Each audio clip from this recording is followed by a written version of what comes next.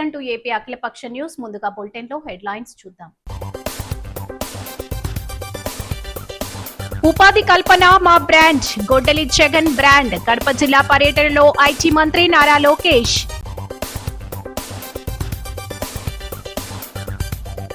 Operation clean sweep తో పారిశుద్ధ్యం మెరుగు, జెండా ఊపి ప్రారంభించిన కలెక్టర్ కీర్తి చేకూరి. అభివృద్ధి పనులకే కూటమి ప్రభుత్వం ప్రాధాన్యం, రాజమహేంద్రవరం సిటీ ఎమ్మెల్యే ఆదిరెడ్డి శ్రీనివాస్. కాలుష్య తనిఖీలో బాధితులను భాగస్వాములుగా చేయాలి, రాష్ట్ర ఉప ముఖ్యమంత్రి పవన్ కళ్యాణ్ ఆదేశాలు. ఆరోగ్యానికి కూటమి ప్రభుత్వం ప్రాధాన్యత, రాష్ట్ర శెట్టి బలిజ కార్పొరేషన్ చైర్మన్ కొడుపూడి సత్తిబాబు.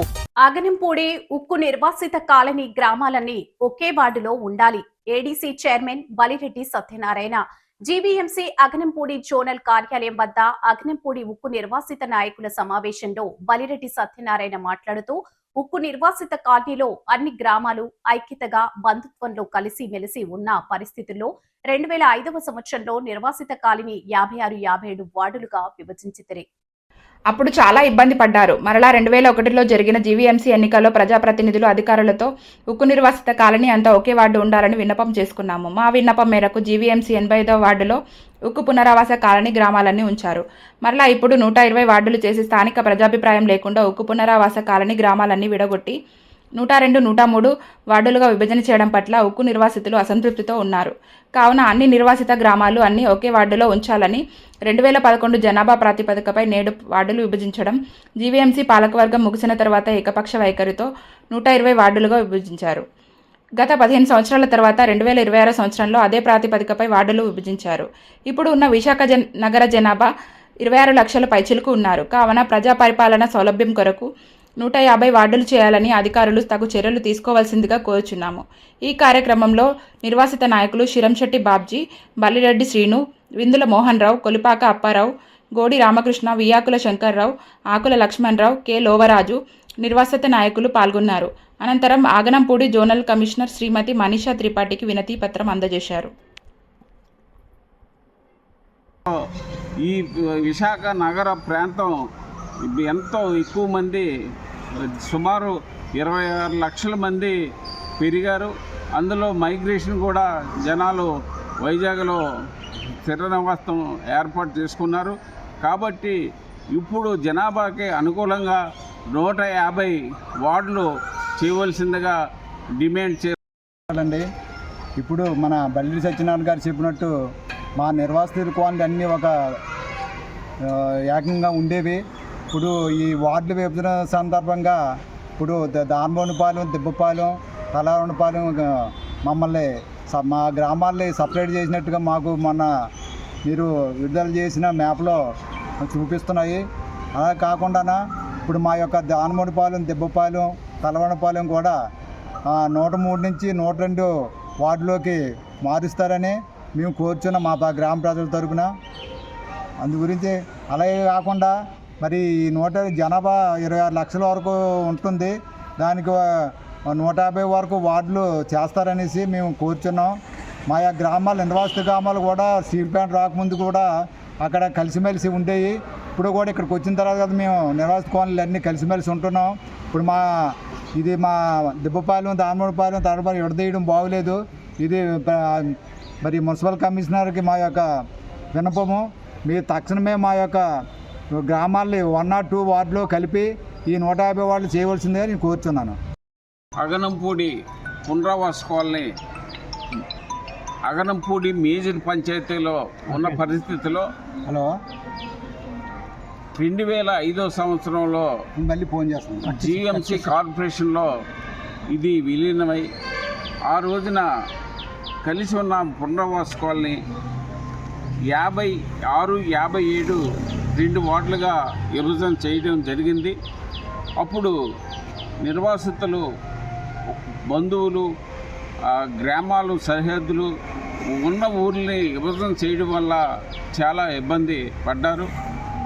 అదేవిధంగా 2021లో ఎన్నికలు జరిగినప్పుడు అప్పుడు అగనంపూడి ప్రజలంతా అధికారులని అప్పటి ప్రజాప్రతినిధిని చెప్పడంతో అప్పుడు అగనంపూడి పునర్వాస కాలనీ అంతా 85వ వార్డులో ఉంచడం జరిగింది.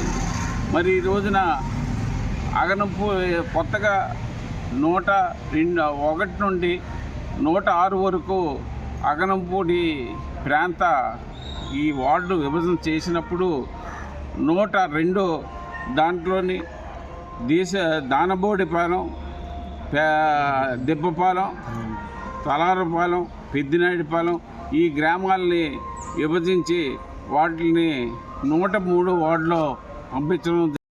డోన్ ఇండోర్ లో షటిల్ విజేతలకు ఘన సన్మానం. డోన్ పట్టణంలోని షటిల్ బ్యాడ్మింటన్ ఇండోర్ స్టేడియంలో ఇటీవల నిర్వహించిన జిల్లా స్థాయి టోర్నమెంట్ లో విజేతలుగా నిలిచిన స్థానిక ఇండోర్ సభ్యులు 12 మందితో పాటు ఇతర ప్రాంతాల్లో ప్రతిభ కనబరిచిన మరో 3 క్రీడాకారులు టోర్నమెంట్ నిర్వాహకులను ఇండోర్ మెయింటెనెన్స్ కమిటీ ఘనంగా సన్మానించింది. కార్యక్రమానికి ముఖ్య అతిథులుగా డోన్ సిఐ ఇంతియాజ్ బాషా, jail superintendent Suresh, doctor Balachandra Reddy, వ్యాపారవేత్త కాజా హాజరై శాల్వాతో క్రీడాకారులను సత్కరించారు. ఈ సందర్భంగా పట్టణ సిఐ ఇంతియాజ్ బాషా మాట్లాడుతూ జిల్లా స్థాయి టోర్నమెంట్ ను విజయవంతంగా నిర్వహించిన హెడ్ కానిస్టేబుల్ శ్రీనివాసులు, షేగు, లోకేష్ తదితర ఇండోర్ సభ్యులను అభినందించారు. మెయింటెనెన్స్ కమిటీ సభ్యులు మాట్లాడుతూ 16 ఏళ్లలోపు పిల్లలకు ప్రతిరోజు సాయంత్రం 5 నుంచి 6 గంటల వరకు ఉచితంగా షటిల్ బ్యాడ్మింటన్ ఆడే అవకాశం కల్పిస్తున్నామని, యువ క్రీడాకారులు దీన్ని సద్వినియోగం చేసుకోవాలన్నారు. ఈ కార్యక్రమంలో పంచాయతీరాజ్ ఏఈ నారాయణ, మాజీ కౌన్సిలర్ నాగేంద్ర, రామాంజనేయులు, ఇండోర్ క్రీడా సభ్యులు తదితరులు పాల్గొన్నారు.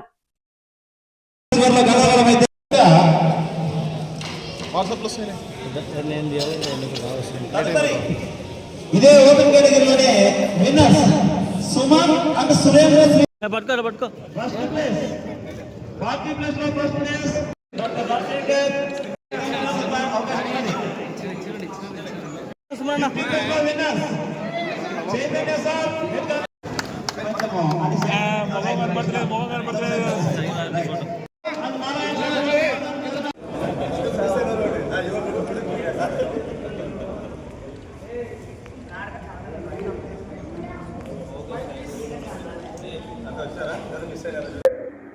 ప్రతి ఒక్కరికి కూడా మనమందరూ టీమ్గా ఒక పూలహారంతో, పూలహారం ఎట్లయితే ఒక దారంతో ఎట్లా చుట్టుపడుతుందో అట్లా ఆర్గనైజర్స్ అందరినీ కలపడం జరిగింది. తెల్ల పూలు ఉంటాయి, ఎర్ర పూలు ఉంటాయి, అన్ని విధాలుగా ఉంటాయి. అట్లా వీళ్ళందరూ చాలా చక్కగా ఒక హారాన్ని సమకూర్చారు. ఈ ఆర్గనైజర్స్ అందరికీ కూడా పూర్తిగా వాళ్ళకి కృతజ్ఞతలు చేస్తున్నాను. అలాగే ఈ కార్యక్రమాన్ని, ఈ టోర్నమెంట్ ని చక్కగా ఆర్గనైజ్ చేసినారు. కూడా పాపం వాళ్ళు కంటిన్యూగా డే అంతా ఉన్నారు. అలాగే వాళ్ళతో పాటు చాలా మంది వర్కర్స్ వాళ్ళు వచ్చారు. వాళ్ళందరికీ కూడా మనం ఖచ్చితంగా హార్ట్ఫుల్ గా వాళ్ళకి కృతజ్ఞత తెలియజేయాలా. అలాగే రిగార్డ్ మ్యాచ్ గురించి చెప్పాల్సిన మ్యాచెస్ అన్ని కూడా ఫస్ట్ టైం ఇంతమంది అన్ని పూల్స్ లో కూడా డోన్ ఇండోర్ షటిల్ స్టేడియం నందు గడిచిన ఆదివారం అనగా 17/5 నాడు జరిగినటువంటి నంద్యాల, కర్నూలు ఉమ్మడి జిల్లాల డిస్టిక్ టోర్నమెంట్లో బ్యాడ్మింటన్ షటిల్ టోర్నమెంట్కు సంబంధించి డోన్ టౌన్కు సంబంధించి డోన్ షటిల్ ఇండోర్ స్టేడియంకి సంబంధించిన క్రీడాకారులు ఓపెన్ మరియు 40+ మరియు 50+ కేటగిరీలలో ప్రథమ స్థానాలలో నిలిచి రికార్డు సృష్టించినారు. ఆ సందర్భంగా అందరికీ సన్మానం చేయడం జరిగింది. ఈ సన్మానంలో చేసిన ప్రతి ఒక్కరికి ధన్యవాదాలు తెలుపుతూ, మరి ముఖ్యంగా గెలిచిన క్రీడాకారులకు అందరికీ ప్రత్యేక అభినందనలు తెలియజేసుకుంటున్నాము మా Dhone indoor shuttle stadium maintenance committee తరఫున. అలాగే భవిష్యత్తులో మరిన్ని పథకాలు సాధించాలని, మరీ ముఖ్యంగా యువత ఈ క్రీడలను ప్రవేశించి వారి నైపుణ్యాన్ని ప్రదర్శించి వారు కూడా మరింత డోన్కు మరింత పేరు తేవాలని ఆశిస్తున్నాం. నా పేరు Chaitanya Manoraju, maintenance committee chairman. Venkatram. నేను డోన్ ఇండోర్ కమిటీలో ప్రెసిడెంట్గా వ్యవహరిస్తున్నాము. Shuttle indoor committee Dhone indoor స్టేడియంకి ఒక కమిటీ ఏర్పాటు చేయడం జరిగింది. మేము నలుగురము ప్రజెంట్ వర్కింగ్ కమిటీలో సభ్యులుగా ఉన్నాము. రెండోది, మొన్న జరిగిన ఇండోర్ జిల్లా స్థాయి టోర్నమెంట్లో డోన్ క్రీడాకారులు 12 మంది 3 కేటగిరీల్లో ప్రతి కేటగిరీలో 2 ప్రైజులు తీసుకోవడం జరిగింది. దానికోసం ఈరోజు సక్సెస్ మీట్ చేయడం జరిగింది. దానివల్ల క్రీడాకారులకి ఇంతియాజ్ సర్ భాష ఆధ్వర్యంలో ఈరోజు అందరికీ సన్మానం చేయడం జరిగింది.